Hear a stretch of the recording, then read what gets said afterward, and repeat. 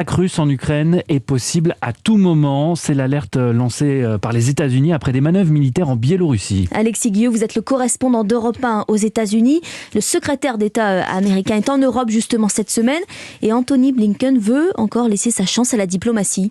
Oui, un déplacement de dernière minute face au renforcement du déploiement militaire russe. Tout à l'heure à Kiev, Anthony Blinken renouvellera le soutien des États-Unis au président Zelensky. Puis il rencontrera son homologue russe vendredi à Genève pour tenter de trouver une porte de sortie diplomatique. Les deux hommes se sont déjà parlé au téléphone. Hier, Sergueï Lavrov attend des réponses concrètes aux demandes de Moscou, notamment sur le non-élargissement de l'OTAN.